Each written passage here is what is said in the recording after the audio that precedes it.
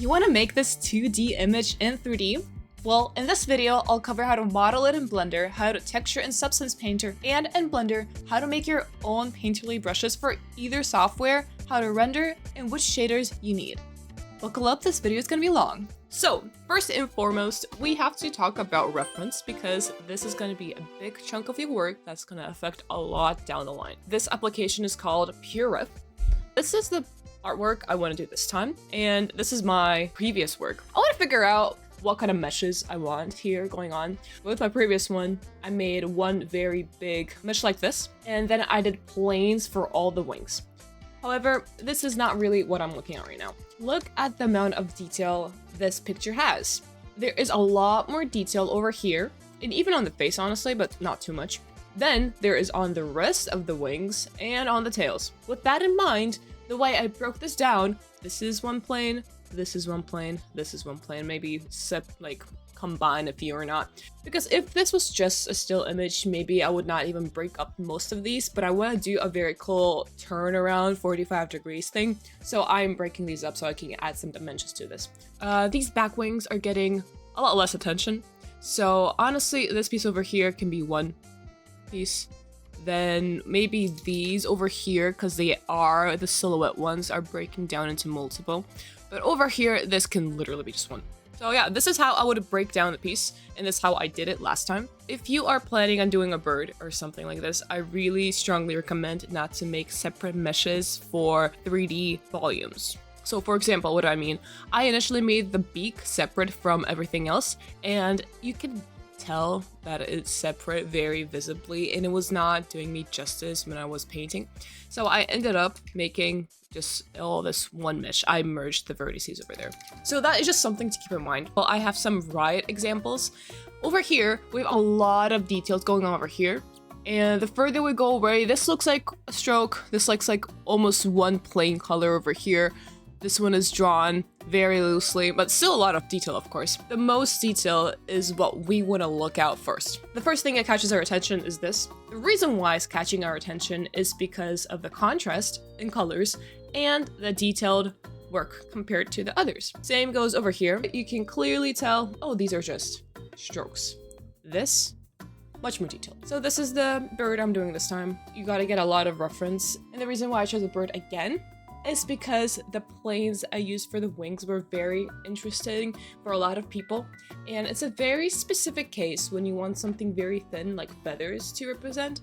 So not a lot of other animals or just pieces altogether would have a similar technique to showcase. So I'm choosing a bird once again. I want to figure out what is catching our attention, and it is the face. I think the second most detailed thing is gonna be the wings over here. The way I would break it down is this would be a lot of different planes. So for the eye, it's gonna be a little tricky because last time I just drew it on top because it was a very low res eye compared to everything else. This one has a lot of attention going on, but at the same time, it can't be a perfect sphere, even close to one, because it's gonna break the illusion of 2D. Not everything's perfect, and making it look 2D is making those imperfections. So this eye, I'm most likely gonna start with a sphere and then make it ugly. So this little tail over here, I'm gonna start with a mesh and then it's gonna transition into a plane. So we're gonna create the tree trunk and then some splashes around it. Let's get to modeling. When it came to modeling, I started with a sphere, and then in sculpt mode, I was using R, Control R to remesh everything and get all the basic shapes there. I need the body and I need the head. I'm not gonna be looking into anything else right now. Control A, and I'm gonna add a camera. I'm gonna right click over here, set camera. Oh. Oopsies. And I'm gonna make it approximately, this looks like 3x4. Actually 1x1 even. So I'm gonna make the output similar. Now I'm just gonna pose it, surprisingly. Yeah, it's pretty early for posing, but if you are making this for a video game, and this is a perfect time to speak about it, you would not pose it, you'd leave it in an A pose. I heard people say that they want to try out this art style for Unity or Unreal, and I don't see a reason why not. but you're gonna have to have double faces on, and it's gonna probably eat some more resources simply because there's so much opacity going on and translucency that does eat up some of your resources. Problem I was talking about prior, that everything in the background has less detail work than the front ground, will break the illusion simply because everything is probably going to have the same level of detail. This is something that you can think through. For example, there is this bird that is always in the background. Simply make it much less detailed. Or if you're using this technique for a first-person shooter, I would probably make the hands much more detailed and the rest of the body not so much. There are actually shaders in Unreal and Unity, as far as I know, that you can program to make it work. But some people in my comments said they specifically would like this specific aesthetic of like seeing the brushstrokes like this. I haven't seen anybody try that, but I think that might be really, really cool. To pose the character, I'm grabbing a lasso, sectioning out what I need to move, moving the origin point, and then getting everything into shape, and then remeshing everything. I'm still in my blockout phase. Additionally, I am forming the body a bit better, and I'm getting all the details I don't have modeled out in. This is a great time to say that I do commissions, and if you want to reach out and talk about something, you can message me on Instagram in my direct. You can probably find the link in my description. It might be a bit boring seeing me model everything out, but I want to leave everything in. And I am making the class here. I'm simply starting with spheres and dragging everything out and remeshing as I go, and post them how I need them. And also, I did do the trunk outside of video. And I am done with my base model. As for the wings, I'm just gonna use the same method. If you're asking the question why I'm modeling out the wings even though I'm just gonna make planes, well, this is my block out I am starting with just to get all the shapes in. This is gonna be much easier than just modeling the planes as is. We're gonna retopologize the body. There's gonna be one solid mesh, including the little trunk over there. You can do it any method you like. I like using Retopology. I've talked about Retopology as one of my favorite plugins for Blender in one of my shorts. You're probably gonna see a pop-up with that short come up right now on your screen. My Retopology is simply just for UV sake. However, yes, I am kinda still following the laws of animation and deformation, just simply out of habit. So starting with these pieces probably, I'm gonna go and create my planes. As I create these planes, I'm having in mind that I will offset everything and I can duplicate if needed and tweak around later. If you don't have Retopology plugins, I would just aim the plane close to the body and then use a shrink wrap modifier to get it on there. Now I'm gonna get rid of the wings. And it looks like this. It doesn't look as much as you probably want it to, but here is the quirk now. We are gonna probably separate all this and just tweak everything a little bit, just so it's all a little bit off-centered. When I'm working on a lot of pieces at the same time and all of them have messed up origin points, or I literally want to make new origin points as I go, I usually go and switch this to 3D cursor. And now no matter where I place it, I'm gonna be able to get my origin point where needed in no time. So you have probably noticed I have a camera view to my right, and that is mostly what I'm using to copy all the silhouette changes that I need to make sure are in. With my PureRef reference right on the right, I am able to compare and figure out what is missing and what is not reading as well as I want it to. Okay, I forgot to click record, but I have made the eyes. It was just a simple sphere that I modified a little bit with the grab tool, and then I just cut out everything I don't need. I think I might be good if I just slap one plane on top to make it work better. Actually, I'm just gonna use the Retopology. I am gonna lump a plane like this to imitate this over here. And I am additionally gonna add the white as a separate one. He looks a little bit mad. Yeah. But yeah, this is basically all the modeling. Now I'm gonna get to UVing.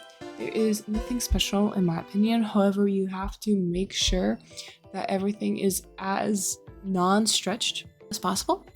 And also behind the scenes, I forgot that I changed the camera from having 50 to about 70 to 80 focal length, and I added a background, which is just a simple plane.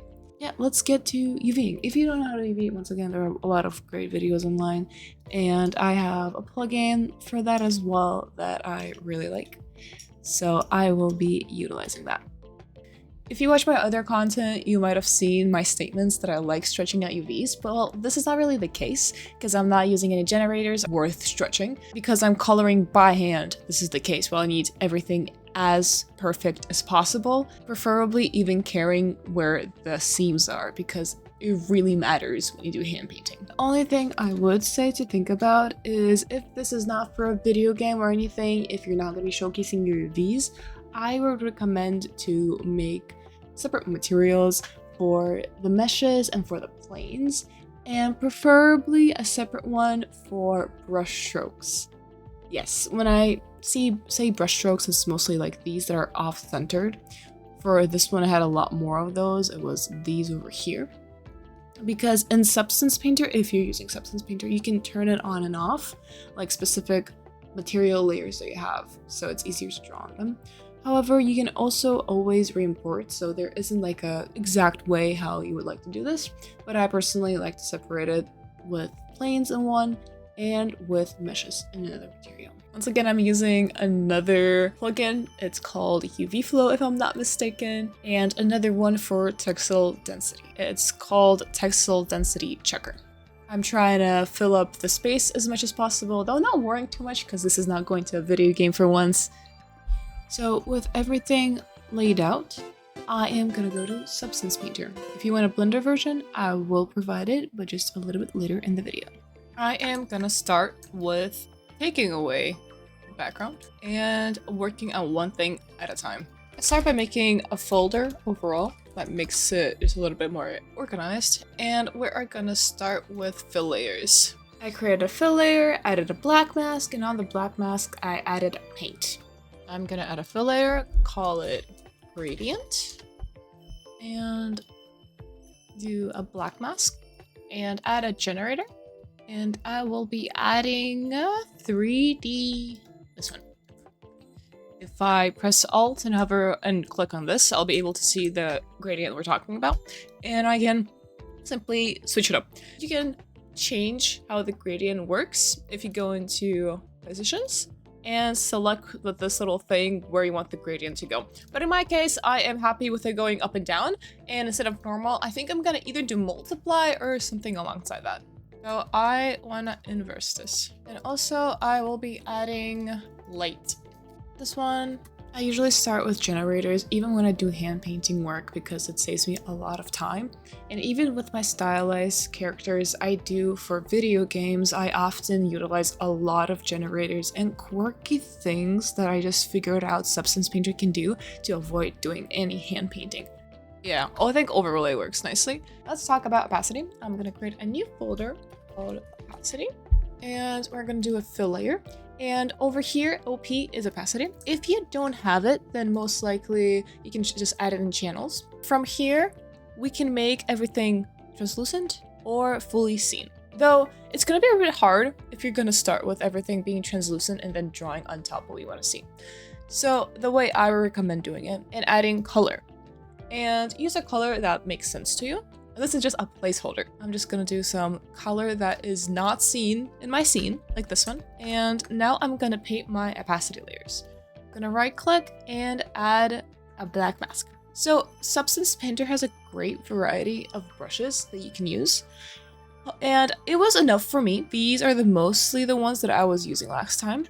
However, if you want more, you can download an alpha pack online or create your own brushes by yourself. I will be teaching you how to do that a bit later in the video when I'm going to show you how to do this in Blender. So, and from here, you just kind of draw. I was having the issue of having my paint bleed through meshes. So you in my comments told me that in brush settings, in projection, I can change the alignment to UV. And I just want to say thank you very much. It helped me so much. So I got most of it done. And it doesn't have to be final, but it has to be mostly done at this point. And here is what I'm gonna do. You can either do 2 layers or do what I'm gonna do right now. So First, I'm gonna change it from color to opacity and go all the way down. See, it's doing the opposite of what I want right now, so I'm gonna go into this layer, go over here, and add levels. And in levels, I am just gonna invert. Ta-da! And here is our first pass on the opacity strokes that I've created. Last time I started off with a fill, and I went with one color, like very briefly, and then when I get those done, I add a layer like this, and I make sure I only have color on. I press, and I would just color pick and draw everything in. When I was in art school, I was taught that your piece has to look cohesive at all times that you look at it, no matter if you're like 30% done or 90. So I'm used to kind of working all over the piece at the same time. So I would go in with a big brush on the whole bird, in at the legs, in at the birch, and then do the planes, and then go in with a smaller brush and do all the details over and over again, layering my work as I go. While I'm having the speed paint in the background because I don't want to skip anything accidentally as I did with my previous video, I just wanted to say thank you for the overwhelming support I got in my last video. I was gonna do like a celebration for 500 subscribers, but then in a week as I was away for Thanksgiving, I get 2,000. Like, what? So if you have any interest in what I do, I would appreciate it if you would follow and hit the like. It helps me a bunch. Also, even people start following my art station. I was like not expecting that outcome. I got really super happy seeing that.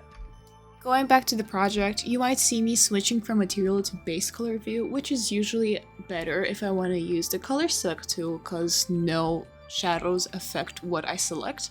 However, when you activate the base color, the transparency doesn't work. So I was kind of going between the two depending what I was working on. So I need to mention that my transparency might look a little bit different than I did like literally 30 seconds ago. I will let you know that I briefly for a little bit played with the levels that I applied to invert my selection. By pulling the middle to the left or the whole thing to the left, I'm able to make harsher mask, meaning I'm getting rid of the grays and I'm just leaving the white and the black in. There was less visual glitching with my substance painter, but when I was over, I slipped it right back where it was, so basically nothing changed in the end, because I did like that outcome better. With the transparency being half transparent, it sells the effect of a 2D painting better. At least in my opinion.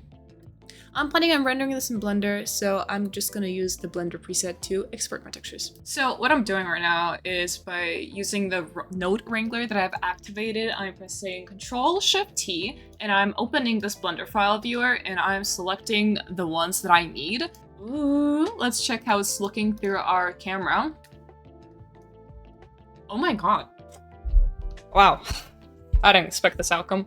And now, let me show you how to do the opacity with Blender. I'm gonna go into the shader editor and I'm gonna delete my alpha. Let's pretend that I'm either in the works of making the base color or already finished it, but they're gonna disconnect the base color for now. So I'm gonna go to, actually over here to texture paint. To set up the transparency, I'm hovering over planes base color PNG. I'm just gonna create a new material and the default is good. I'm pretty sure you need the alpha checked, and when you create your material, you are able to start painting. It's better if all of these planes are merged together, so I'm gonna do that really quick. And now instead of mix, I am gonna do erase alpha and switch to material preview.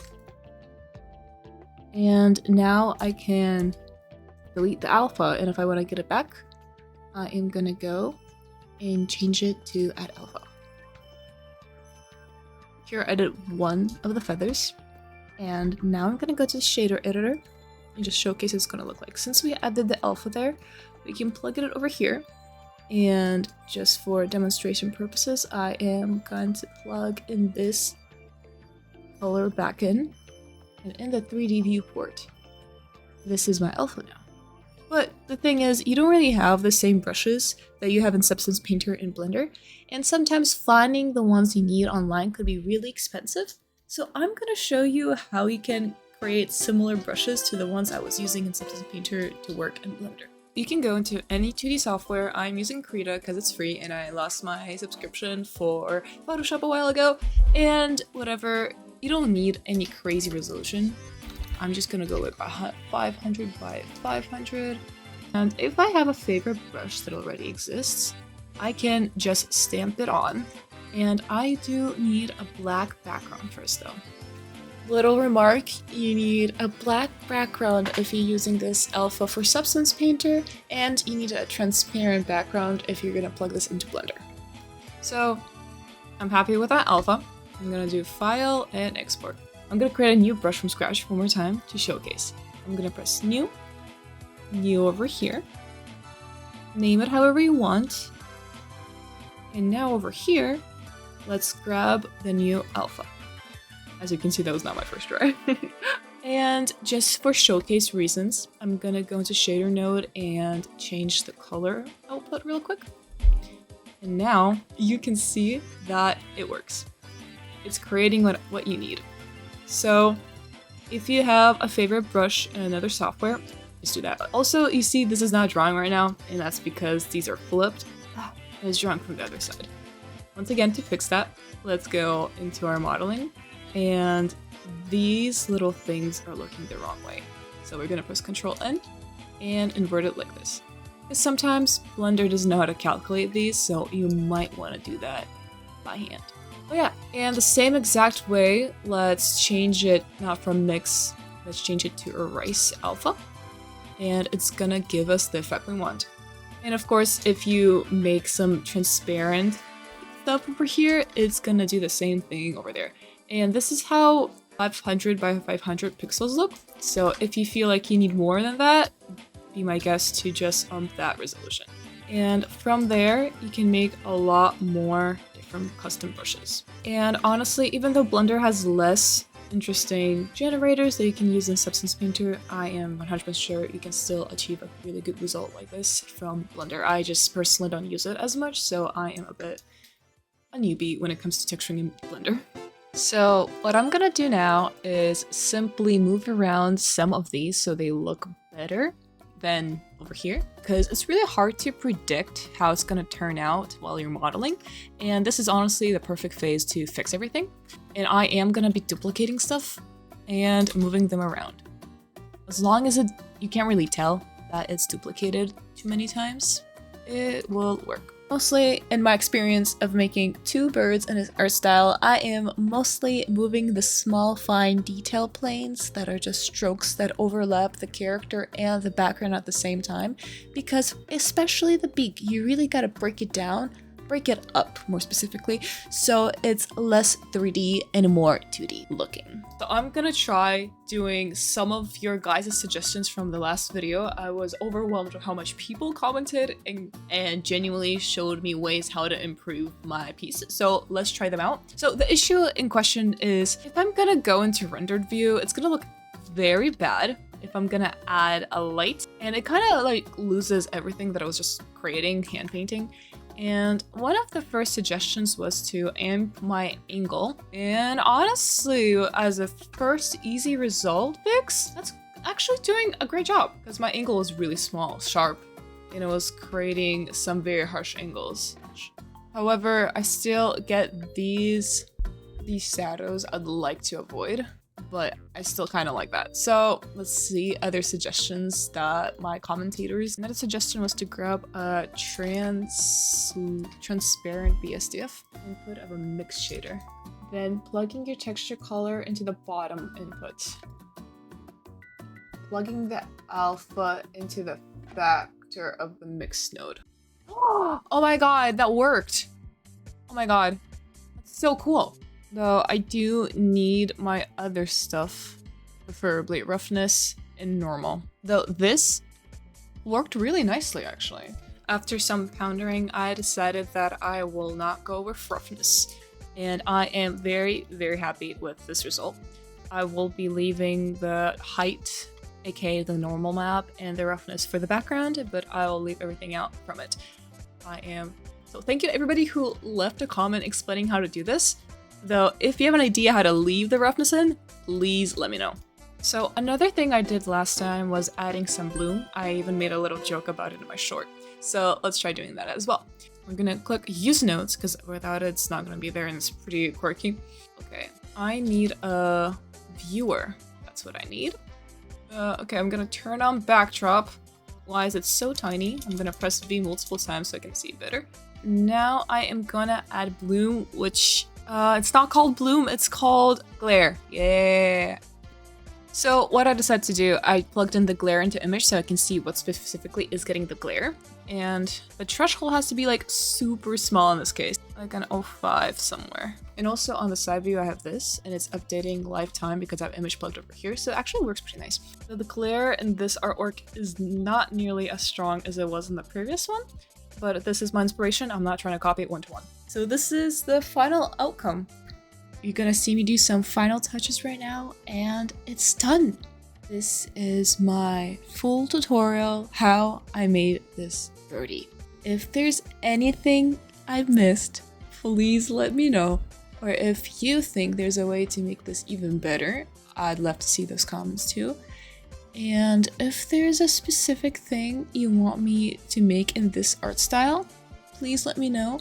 Because I'm kind of getting inspired by all of this to make my new VTube model that I've been using for my shorts as a bunny in this art style. What do you think? Leave your thoughts below. Bye bye!